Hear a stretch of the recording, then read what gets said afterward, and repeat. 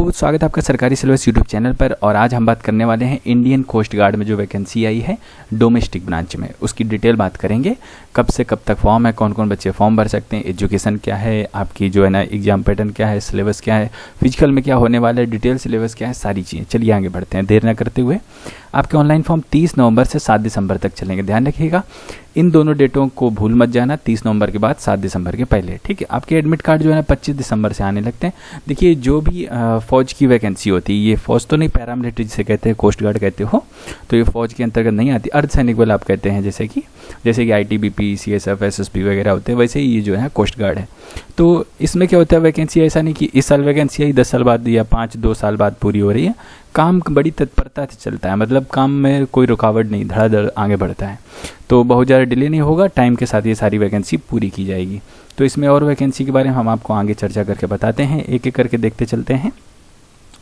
तो देखिए Indian male candidate, इसका मतलब क्या हुआ कि सिर्फ लड़के ही इसमें भाग ले सकते हैं, ये चीज़ काफ़ी ज़रूरी है, ठीक है। और ये जो वैकेंसी है नाविक की है डोमेस्टिक ब्रांच में। कौन कौन से, एक तो कुक की भर्ती है और दूसरी स्टेवार्ड है।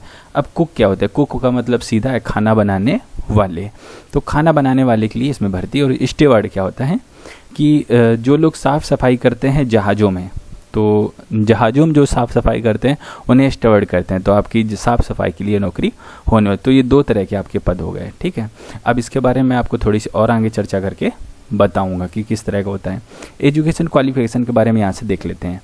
एजुकेशन क्वालिफिकेशन कक्षा 10 पास होने चाहिए 50% नंबर के साथ में। अगर आप SC ST हैं तो आपको छूट मिल जाएगी 5% की, मतलब अगर आपके 45% भी नंबर हैं तो भी आप इसमें फॉर्म भर सकते हो, ठीक है। ये चीज़ ज़रूरी थी। जॉब डिस्क्रिप्शन के बारे में थोड़ा सा आपको बता देते हैं कि कुक में आपका क्या रहेगा। खाना आपको बनाना आना चाहिए एज पर मेन्यू, जो भी फौज का आपका मेन्यू रहता है उसके हिसाब से आपको खाना वेज नॉन वेज वगैरह दोनों बनाने आने चाहिए, ठीक है। ये चीज़ ज़रूरी हो गई। अब स्टेवर्ड के लिए क्या है, आपका काम कहाँ रहेगा, जो मेस होती है उसमें आपको वेटर का काम मिलेगा, हाउस कीपिंग का मिलेगा, मेंटेनेंस का मिलेगा, ठीक है, वाइन और स्टोर हैंडल करने को मिलेंगे, ठीक है। तो इस तरह के काम आपके रहेंगे। और जो अदर ड्यूटीज़ लगाई गए ऑर्गेनाइजेशन द्वारा, इसका मतलब कि जो भी काम ये लोग बताएंगे आपको करने पड़ेंगे, इस तरह के काम। तो ये चीज़ ज़रूरी थी। आगे देखते हैं, उम्र सीमा की बात कर लेते हैं। आपकी उम्र सीमा 18 से 22 साल के बीच में होनी चाहिए। 1 अप्रैल 2021 से आपकी उम्र सीमा की गणना होगी, ठीक है। In the case SC ST 5 साल की छूट है, OBC वालों को 3 साल की छूट दी जाएगी।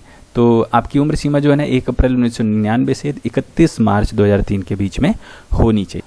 अब देखिए वैकेंसी कहाँ कितनी है। वैकेंसी है जनरल के लिए 20, इकोनॉमी वीकर सेक्शन के लिए 5, OBC के लिए 14, SC के लिए 3, ST के लिए 3, SC के लिए 8, टोटल 50 वैकेंसी। देखिए वैकेंसी हर साल इनकी काफ़ी कम ही आती हैं, अप्रॉक्स 50 के आसपास ही आती हैं, लेकिन ये वैकेंसी हर साल आती है।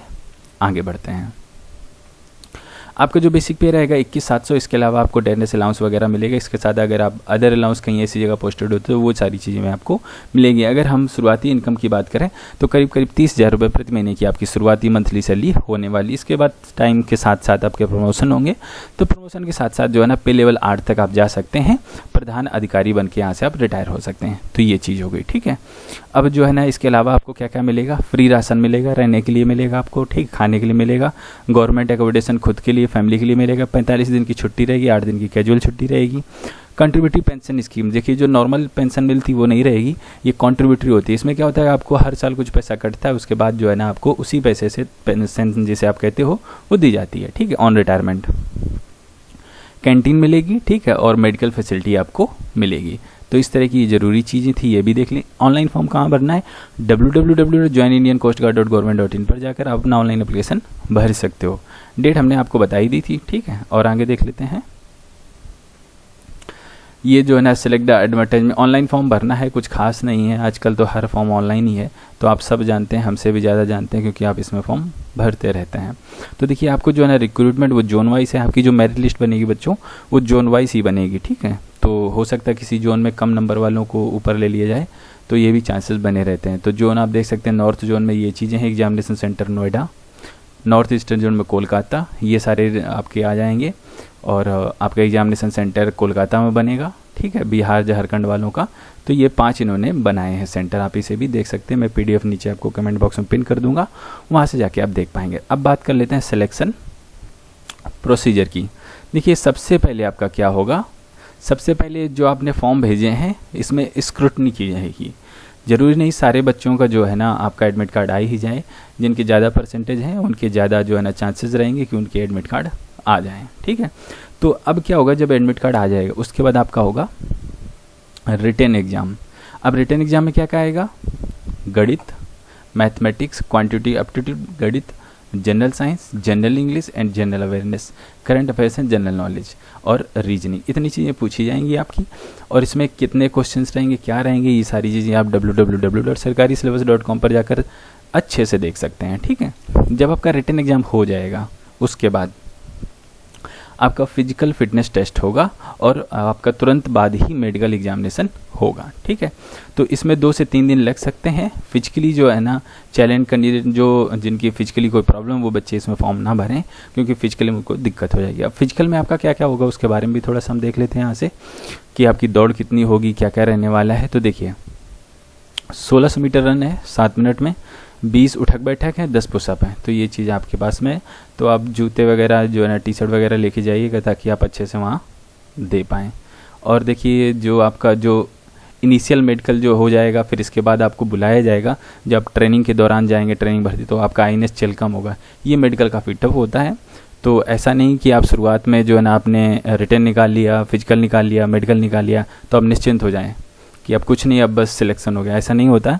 जब आपकी दोबारा से ट्रेनिंग के लिए जब आपको बुलाया जाएगा उसके पहले INS चेलकम आपका मेडिकल एग्ज़ाम होगा, तो वो काफ़ी अच्छा होता है। तो आप तब तक स्वस्थ रहें, सेहत बने रहें और चोट वोट ना लगे इन चीज़ों। अब यहाँ से मैं आपको ट्रेनिंग के बारे में बता देता हूँ। जो आपकी ट्रेनिंग वो अप्रैल 2021 से चालू होगी, INS चेलका में होगी, ठीक। उसके बाद आपको समुद्र में ट्रेनिंग दी जाएगी, सी ट्रेनिंग जिसे कहते हैं। उसके बाद आपकी प्रोफेशनल ट्रेनिंग होगी, उसके बाद आपको ब्रांच ट्रेड अलॉट कर दिया जाएगा। एक चीज़ और यहाँ से देखते हैं, ट्रैवल एक्सपेंस। जो SC और ST के कैंडिडेट हैं उन्हें 2nd क्लास का फेयर दिया जाएगा, और बाकी जो OBC हैं, जनरल कैंडिडेट हैं, उन्हें कोई फेयर नहीं मिलेगा एग्ज़ाम वगैरह दे दें जब आप जाते हैं तब के लिए, ठीक है। तो ये चीज़ आप देख सकते हैं। SC ST कैंडिडेट अपना जो है ना उनको जितना किराया लगा उतना उन्हें दिया जाएगा, बाकी किसी को नहीं मिलेगा। और ऑफिशियल वेबसाइट ये है, इस पर जाकर फॉर्म भरना, लास्ट डेट वगैरह हमने बताई दी। सिलेबस और एग्जाम पैटर्न हमने आपको यहाँ से बता दिया है कि सबसे पहले written exam, then physical, then medical, initial medical जिसे कहोगे, उसके बाद मेरिट लिस्ट, फिर आपको दोबारा से एक मेडिकल होगा जब आप ट्रेनिंग के लिए जाएंगे। तो ये आपका एग्जाम पैटर्न था। सिलेबस के लिए विजिट कर सकते हैं www.sarkarisyllabus.com। इस वीडियो में बस इतना ही रखना चाहेंगे। If you have any doubt just comment below the video. हम आपसे मिलते हैं अगले वीडियो में, तब तक के लिए वंदे मातरम।